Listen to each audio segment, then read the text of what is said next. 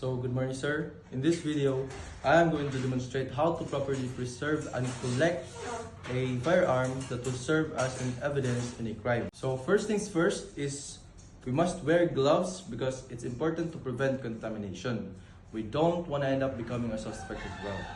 The proper way to handle a gun is it must always be pointed in a safe direction. And then second, your index finger must be always outside from the trigger.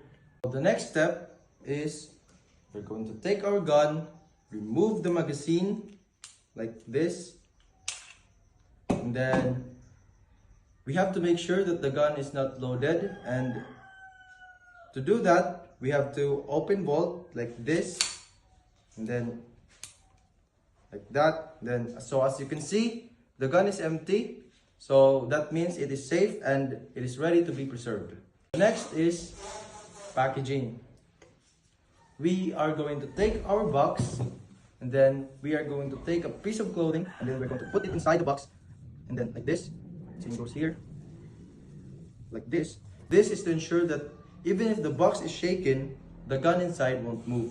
Now that that's done, we are going to carefully take our gun, put it inside the box. Same goes for the magazine. We have to put them inside the same box, but make sure to separate them both like this. That is to make sure that the gun and the magazine won't bump into each other. And now for the last part.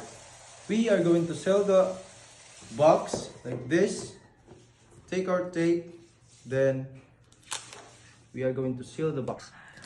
This is to preserve the gun inside so that it won't be contaminated by anything else.